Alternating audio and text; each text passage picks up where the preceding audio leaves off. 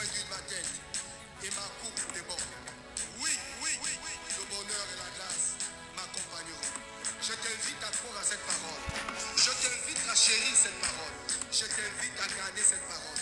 Elle a la capacité de changer l'histoire de ta vie. Que tu sois malade, que tu sois comprimé, que tu sois opprimé, que tu sois affaibli, la parole de Dieu a la capacité de te relever. Alors, fais confiance à la parole, crois à la parole, crois à la prophétie, et tu verras la gloire de Dieu. Dieu est capable de changer l'histoire de ta destinée.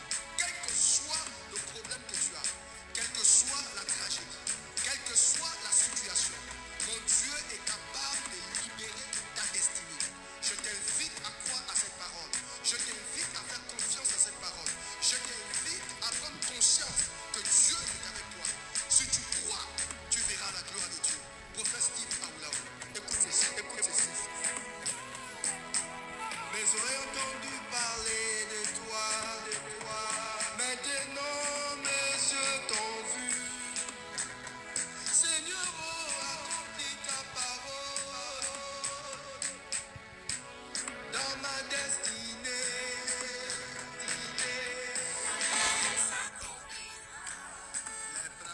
Gloire au Seigneur, gloire au Seigneur, gloire au Seigneur. Mesdames et messieurs, bonsoir. Je vous salue tous dans le nom de Jésus. Je tenais déjà à vous bénir parce que tout à l'heure, nous avons été en contact. Voilà, nous avons prié pour toutes les personnes, n'est-ce pas, qui voulaient recevoir la grâce de Dieu dans le domaine de l'enfantement. Et nous bénissons le Seigneur, nous rendons grâce au Seigneur parce qu'il a agi et il continue d'agir. Aujourd'hui, j'aimerais encore une fois de plus venir encourager quelqu'un. Je veux que tu partages cet audio au nom de Jésus. Partage cette vidéo. Voilà, donc je vous encourage à le faire. Faites-le s'il vous plaît. Vous savez que quand il y a plus de connectés comme ça, mon onction devient encore plus dangereux. Ah, le message est fort. La kabasabrita katapo. Le message est dangereux. Je sais de quoi je parle. Et vous savez que quand je vous dis que c'est fort, c'est que c'est fort. Ce message m'a fait du bien. Ça fait partie des messages qui m'a donné la force et le courage, ok, d'avancer dans le ministère, de ne jamais baisser les bras, quels que soient les moments les plus difficiles. Mesdames et messieurs, partagez la vidéo, partagez. Les 10 premières personnes qui partagent dans 100 groupes, je relâche la faveur et la grâce de Dieu sur ta vie. Je ne serai pas long, hein? Je ne serai pas long. Je dis, les 10 premières personnes qui partagent cette vidéo, la grâce te localise au nom de Jésus. Ce soir, je suis dangereusement tranchant. Le démon de ton existence, le démon de ta vie va te libérer au nom de Jésus. Si tu crois, tu verras la gloire de Dieu. Alors, mesdames et messieurs, partagez.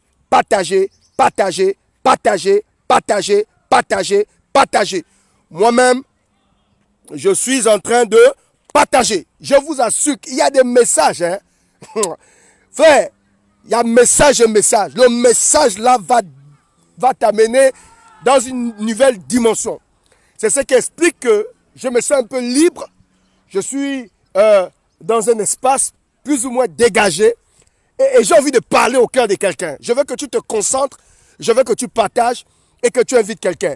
Mesdames et messieurs, bonsoir, que le Seigneur vous bénisse, que le Seigneur vous comble et que la grâce de Dieu demeure sur vous ce soir au nom de Jésus-Christ de Nazareth. Le psaume chapitre 27, le verset 13. Le psaume chapitre 27, le verset 13, nous lisons. La Bible dit, « Oh, si je n'étais pas sûr de voir la bonté de l'Éternel sur la terre des vivants, vous avez un point de suspension et 3 points d'exclamation. Il dit, si je n'étais pas sûr, le psaume 27, le verset 13, de voir la bonté de l'Éternel sur la terre des vivants. Ah, mon frère et ma soeur, qui parle ici? David. La brinda katapo, la Bible déclare.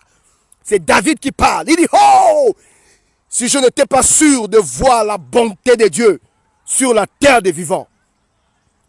Quand cet homme le dit, En réalité, il repart dans le commencement de sa vie. Nous savons tous l'histoire de David. La Bible nous dit, du haut de ses 17 ans, cet enfant gardait les moutons. Du haut de ses 17 ans, cet enfant, sa maison c'était la forêt. Et vous vous imaginez un enfant dans la forêt, perdu. Personne n'était autour de David. La Bible déclare qu'il gardait les moutons. Il gardait les brebis de son père. Et la Bible dit, dans cette forêt, de temps en temps, le lion venait menacer les brebis. Les ours venaient menacer les brebis.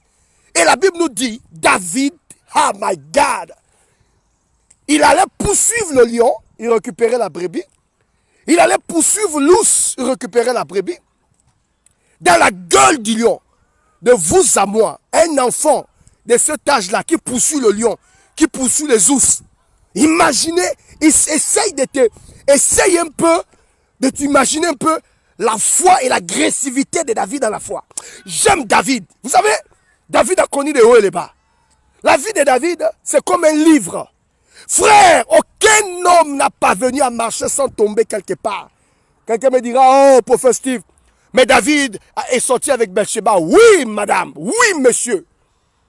Mais la vie de David, n'est-ce pas? C'est une vie qui nous enseigne. Qui nous enseigne qu'aussi longtemps tu peux être, aussi longtemps que tu es sur cette terre des vivants, tu peux connaître les hauts, tu peux connaître les bas. Mais aujourd'hui, je veux vous parler de l'agressivité de la foi de cet enfant.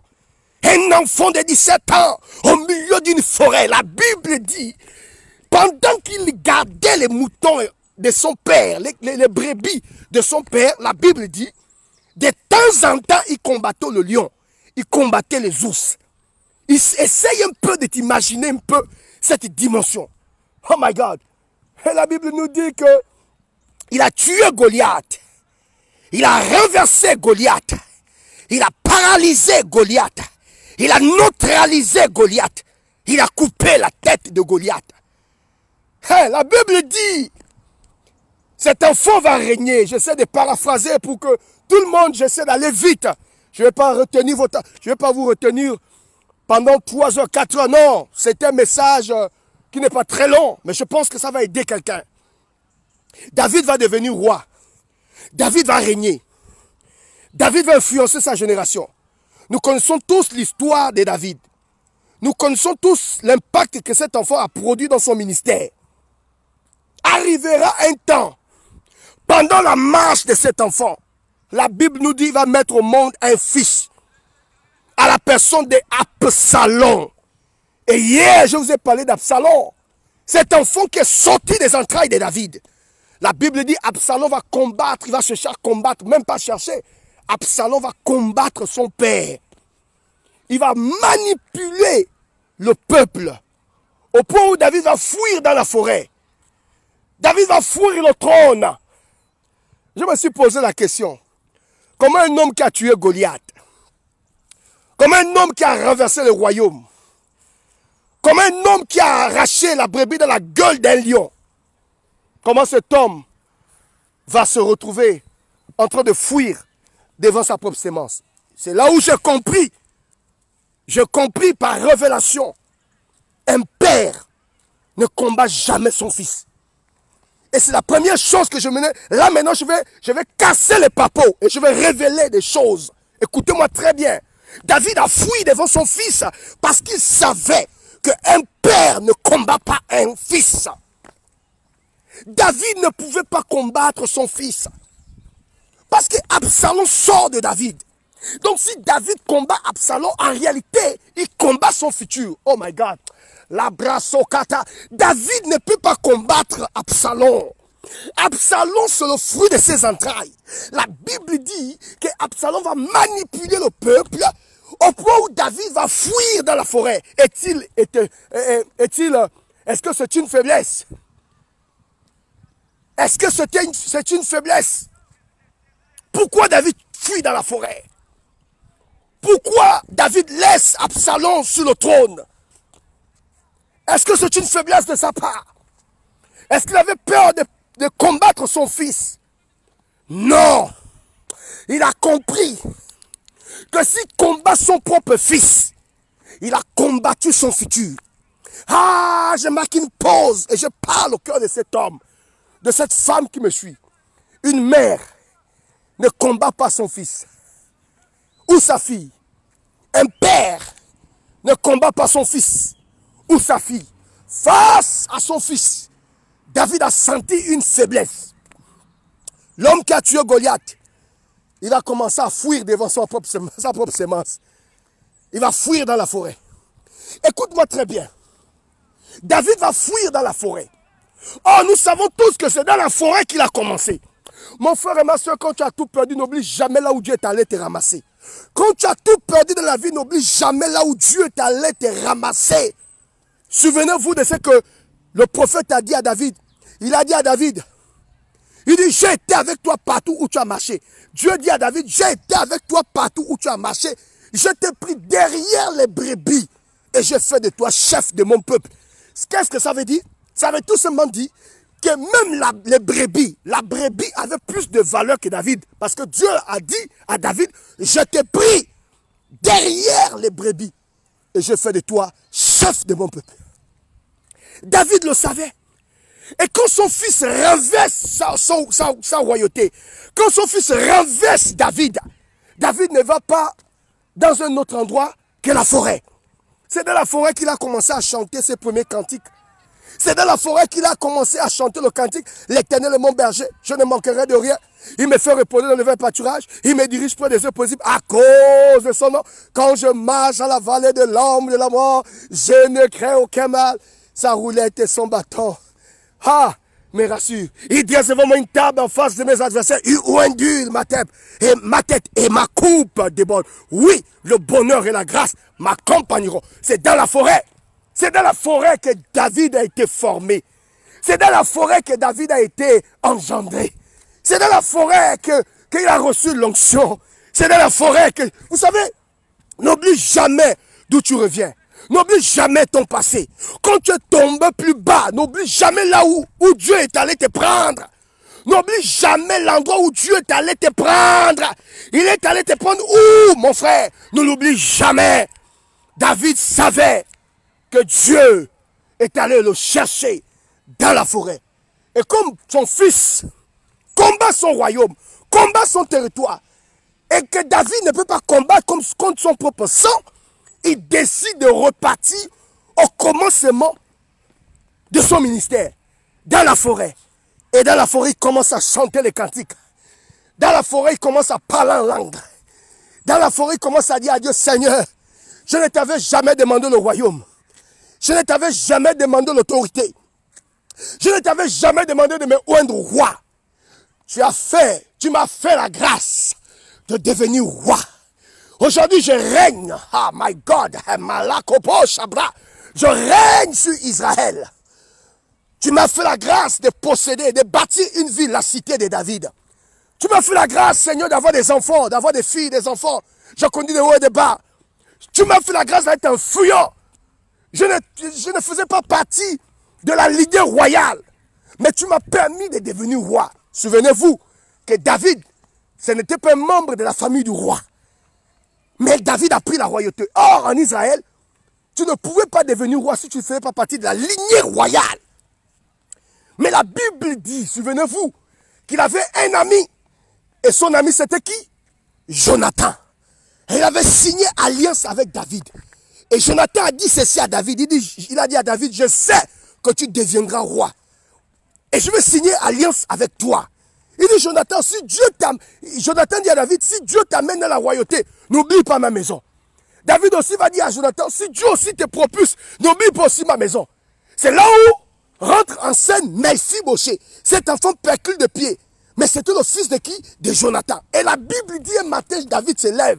Il dit, reste-t-il encore quelqu'un de la maison de Saül pour que j'use envers lui de la bonté de Dieu à cause de Jonathan. Et la Bible dit que Jonathan mangeait, comment il s'appelle? Mephibosheth, merci Seigneur.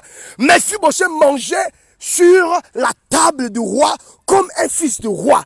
Pourquoi? À cause de son père Jonathan, qui était qui? L'ami de David, qui était le fils de qui? De Saül. Saül qui était roi. Donc David n'avait pas un sang royal. Mais à cause de l'alliance et à cause de la grâce de Dieu dans sa vie, David s'est retrouvé dans la royauté.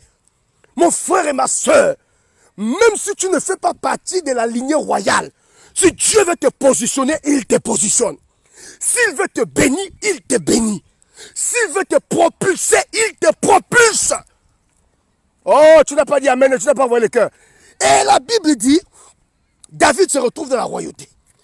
Il exerce son ministère. Il travaille pour Dieu. Et la Bible nous dit que le fils de David, regardez un guerrier comme ça, quelqu'un qui a bâti le Philistin, quelqu'un qui a détruit le royaume, quelqu'un qui a coupé la tête comment on appelle la tête de Goliath. David va se retrouver en train de fuir sa propre sémence. Et dans la forêt, David commence à prier et dit, Seigneur, qu'est-ce qui m'arrive? Est-ce que tu as décidé de m'arracher la royauté? Je ne t'avais jamais demandé d'être roi, mais par privilège, à cause de ta grâce, tu m'as établi. Tu as fait de moi ce que je suis aujourd'hui. Aujourd'hui, ma propre sémence, vous savez, mesdames et messieurs, je marque une pause pour vous dire, quand votre fils vous attaque, je vous assure, c'est comme des blessures intérieures. Peut-être que vous n'avez pas encore atteint ce niveau dans la vie. Demandez une femme à côté de vous. Quand ton propre fils te combat, mon frère et ma soeur, tu peux avoir des combats avec tout le monde entier, pas avec tes propres enfants. Je sais de quoi je parle. Vous savez que je prêche avec le cœur. Je ne copie pas les messages sur Facebook ou bien sur... non, non, non, je prêche avec le cœur. Je sais de quoi je parle. Mon frère, si ton propre sang te combat, ta propre fille te combat, ça va te désarmer.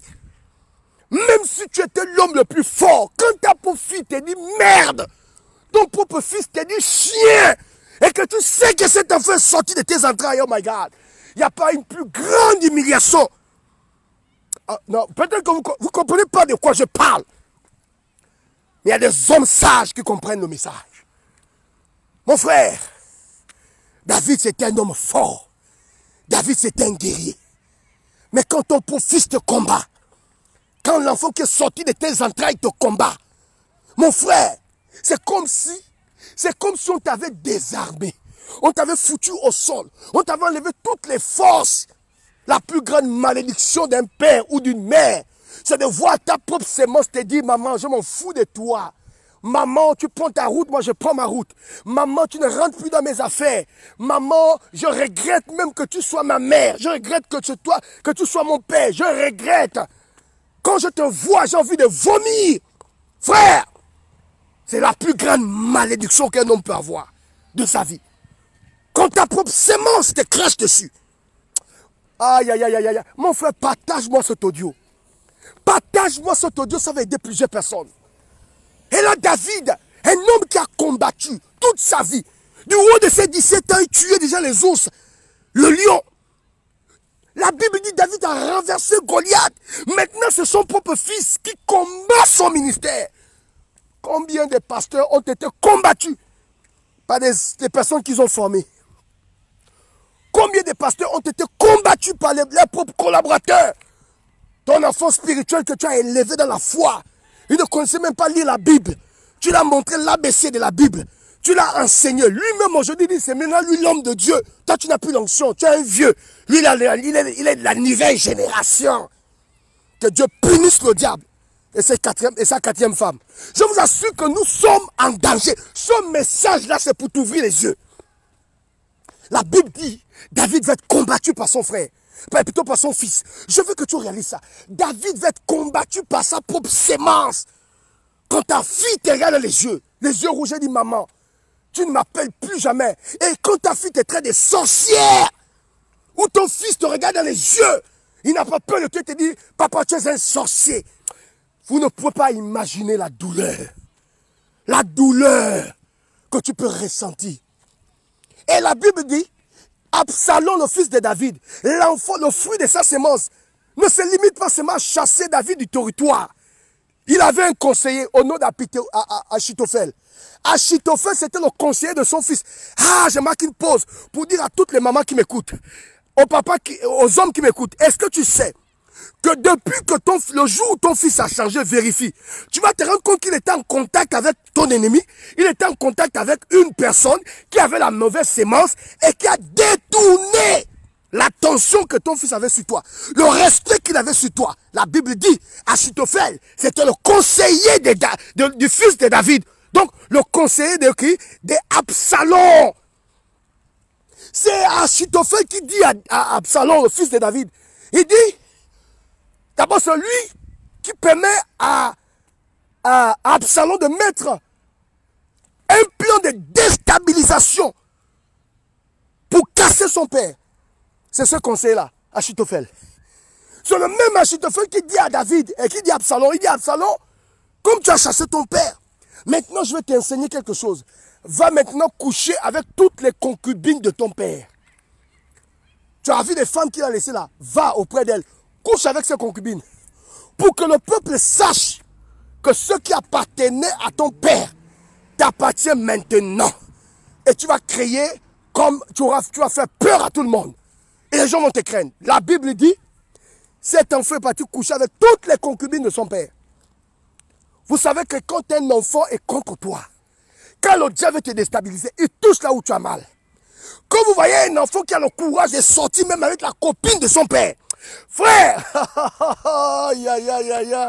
la vie, avec tes messages, prophète Steve Aoulaou, la vie, l'enfant est allé coucher avec les concubines de son père pour récupérer les entités, pour démontrer à tout le monde que papa n'est rien. Regardez, je couchais toutes ses copines. Et David a subi ça. Et il était informé que l'enfant est allé coucher avec toutes ses concubines. L'enfant cherche son père du royaume, il dit, papa, tu es qui?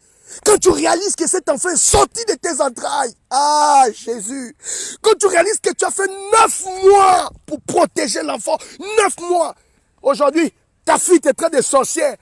Attends, quand elle était dans ton ventre, quand tu l'as portée pendant 9 mois, tu n'as pas pu tuer cette fille. Même quand tu as poussé, tu n'as pas fermé tes jambes pour qu'elle meure.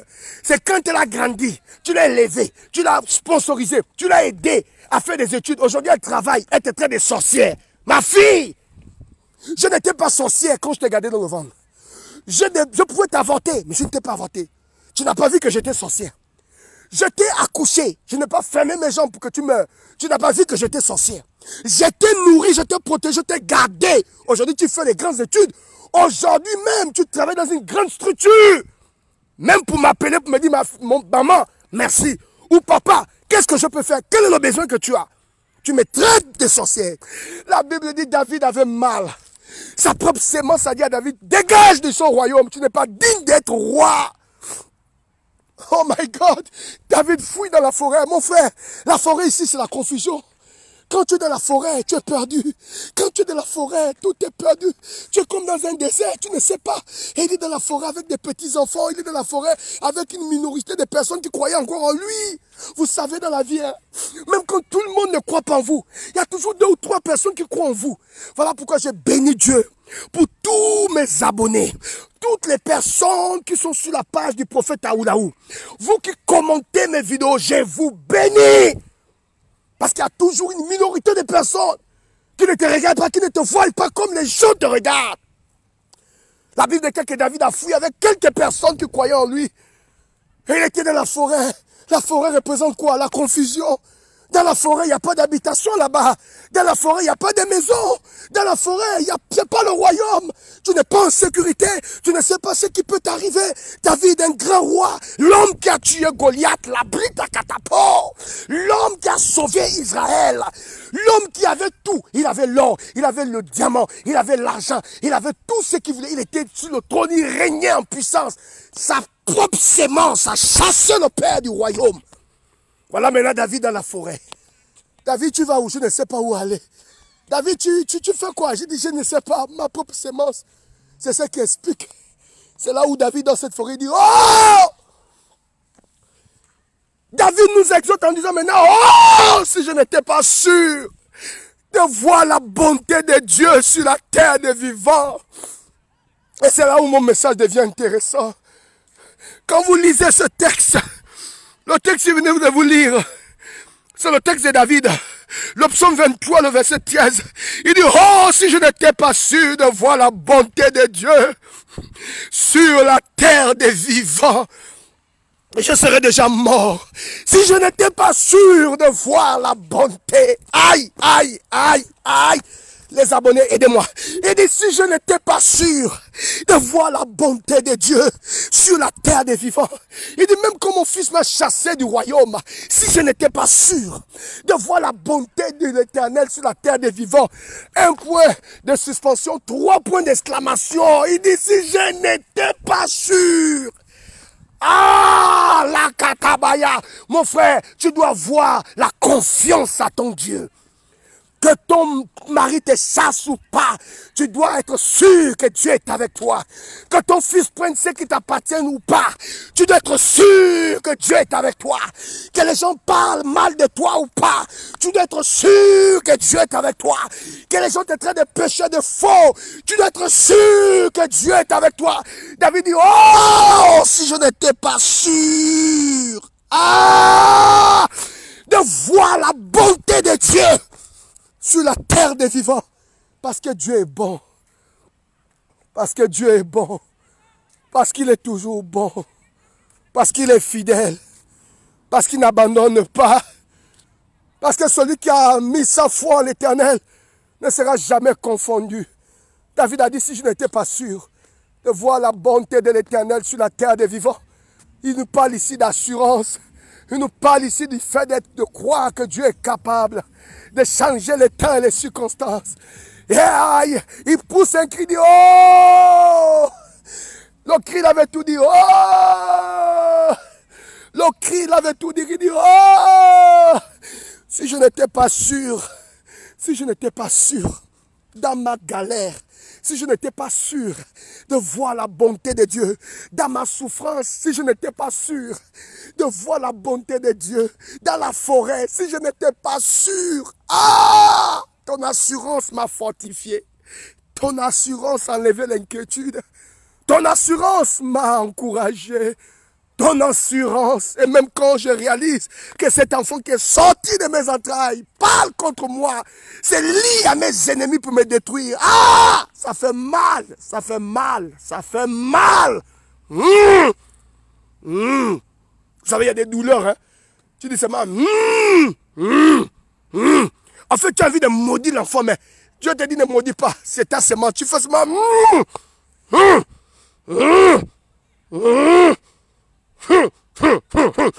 Quand tu vois comment l'enfant s'associe à tes ennemis pour t'abattre, tu fais seulement Le ça veut dire je ne peux pas parler. Ma fille, si je parle sur toi, hey! Ma fille, si je parle sur toi, et ça malédiction toute ta vie. Mais je vais seulement Voilà pourquoi David dit, oh! Si je n'étais pas sûr. Il dit, aïe! Aïe, aïe, la douleur est dure. Vous savez, il y a des gens, quand ils t'ont fait mal, vous savez, tout le monde peut te trahir, hein, mais il y a une catégorie de personnes qui ne doivent pas te trahir. Ton mari, ta femme, tes enfants. C'est-à-dire, ta mère, ton père. C'est-à-dire, ça c'est le fondement même de ta vie. Parce que pour qu'un homme soit fort, c'est sa famille. C'est sa femme, c'est son mari, ce sont ses enfants, c'est ta mère, c'est ton père. Tu comprends? Mais quand ta propre sémence, aïe, aïe, aïe, vous ne comprenez pas de quoi je parle. David dit, aïe, si je n'étais pas sûr de voir la bonté de Dieu sur la terre des vivants, j'aurais maudit Absalom. Il dit, si je n'étais pas sûr.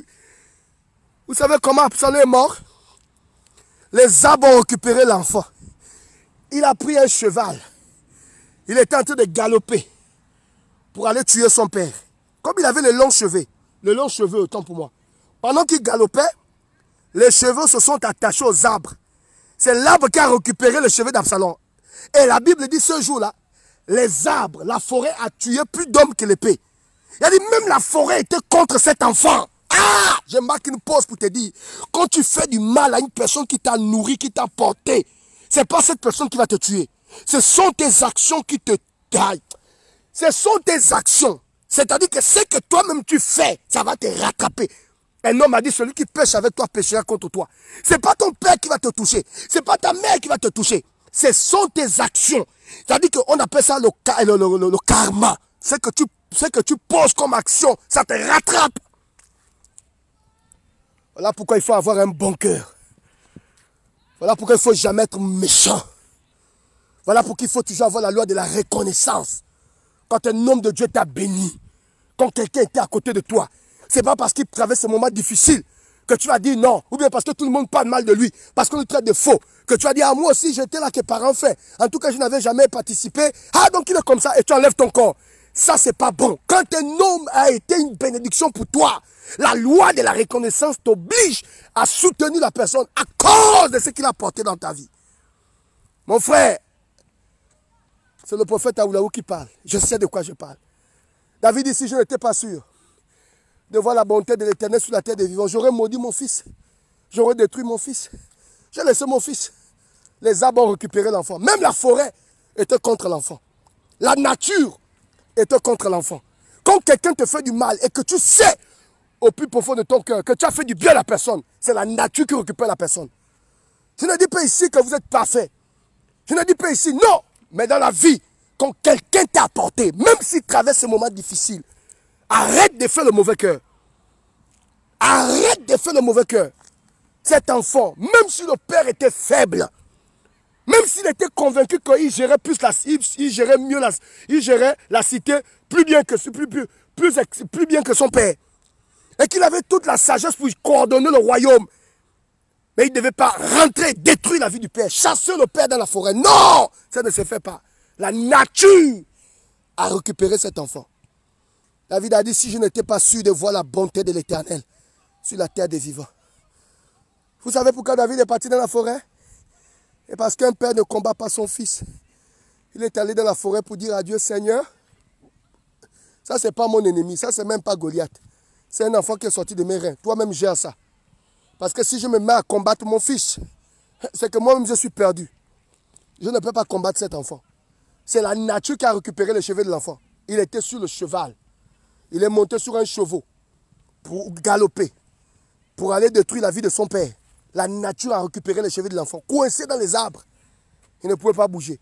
Et le serviteur de David est venu seulement mettre l'épée. On l'a enterré et David est revenu dans le royaume.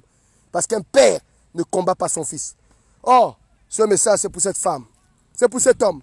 Que me suis? J'aimerais te dire, Dieu est avec toi. J'aimerais te dire que Dieu te soutient. J'aimerais te dire, il ne faut pas avoir peur de faire du bien. J'aimerais te dire que Dieu est au contrôle. J'aimerais te dire que les arbres, la forêt, la nature est sur le point de récupérer tes sorciers. Je sais de quoi je parle. Ils se moquent de toi. Ils te critiquent. Les arbres, la nature. Vous savez, hein, tes actions sur la terre, tout ce que tu fais sur la terre, toutes tes actions résonnent dans l'éternité. Dieu pèse les actions. Il connaît nos cœurs. Il connaît celui qui est mauvais ou pas. Tu peux utiliser la méthode de Machiavel, ça va te rattraper. Tu peux utiliser le mensonge sur quelqu'un, ça va te rattraper. J'ai l'habitude de dire, quand tu n'as pas un bon cœur dans la vie, tu es foutu. La vie là, c'est une affaire de cœur. Quand tu as un bon cœur, Dieu t'élève puissamment. Quand tu as un mauvais cœur, tu redescends. Que Dieu vous garde. Que Dieu vous protège. Voici le message que j'avais apporté ce soir. Oh, si je n'étais pas sûr de voir la bonté de l'Éternel sur la terre des vivants. Cet homme avait l'assurance. Il savait que même si son fils s'élève, descend, monte, tôt ou tard, Dieu va venger cette affaire. C'est l'assurance qu'il avait envers son Dieu qui a permis à David d'aller dans la forêt. Il a préféré aller se pendre pour laisser son fils vivre. Mais comme Dieu est Dieu, il a ramené les pendules à l'heure. Oh, je prophétise et j'annonce. Je vois l'Éternel remettre les pendules à l'heure dans ta vie. Je vois l'Éternel, tu n'as pas donné un amen. Je dis, je vois l'Éternel remettre les pendules à l'heure. Et il te bénira. Et je vois tes ennemis se pendre. Vous savez, ce n'est pas Jésus qui a demandé à Judas d'aller se pendre. Judas lui-même est allé se pendre. Le Judas de ta vie. Lui-même, il ira acheter la corde. Il ira se pendre. Ce n'est pas Jésus qui a touché Judas. Vous savez, les Absalom ne les touchent pas. Judas, on ne le touche pas. Judas meurt de son propre piège. On ne touche pas Judas. Si tu cherches à tuer Judas, tu salis tes mains bêtement. Laisse Judas vivre. On ne touche pas Judas. Judas sait qu'il doit mourir. Et Judas lui-même, il sait qu'il doit se pendre. Judas lui-même, il sait que lui-même, il doit se donner la mort. On ne touche pas Judas. On ne touche pas Judas On ne touche pas Judas. Judas lui-même doit se pendre. C'est une prophétie. Je t'annonce, ne te fatigue pas pour ton Judas. Lui-même, il va se pendre. Est-ce que tu sais que Abel ne s'est pas vengé sur Caïn? Caïn lui-même s'est pendu. Judas lui-même s'est pendu. Absalom lui-même est allé dans la forêt. Qui a demandé à Absalom d'aller dans la forêt? Personne. Parce que la destinée prophétique de Judas, c'est que lui-même il doit se pendre. Ah, j'annonce en tant que prophète des nations, établi sur la terre pour influencer ma génération et pour représenter les intérêts de mon gouvernement, le royaume des cieux. J'annonce en tant que prophète des nations que tous tes Judas iront se pendre. Je dis ton Judas va se pendre. Je dis ton Judas va se pendre. Je dis ton Judas va se pendre. Je dis ton Judas va se pendre. Je dis ton Judas va se pendre. La bakataponde que brouche à katapo. Ton Judas ira se pendre. Ne gaspille pas tes mains avec Judas. Judas connaît, il le sait. Il a une information à l'intérieur de ses entrailles. Lui-même, il a la révélation de ce que deviendra sa destinée. Lui-même, il a la révélation de ce qui va devenir. Il a la révélation de son futur. Judas connaît son futur. Judas connaît sa fin. La fin de Judas, c'est la pendaison. Ah! Prophète Aouyaou, tu dis quoi? Judas a l'information à l'intérieur de son cœur. Il sait lui-même qu'il doit se pendre. Il a cette information. Il sait qu'il doit se pendre. Et il doit se pendre. Parce que c'est sa destinée. Ne touche pas Judas. Oh, ne touche pas Judas. Ne gaspille pas tes mains en touchant Judas. Ne touche pas Judas. Judas va se pendre. Et je vois ton Judas se pendre. Je vois ton Judas aller acheter la corde. Lui-même, il va aller acheter une corde. Lui-même, il va aller acheter sa corde. Lui-même, il ira acheter sa corde. Il ira dans un magasin. Il va prendre une corde et il va se pendre. Parce que un homme fort, un homme consacré, ne met pas la main sur Judas. Oh, les amis, si je n'étais pas sûr. Oh, si je n'étais pas sûr.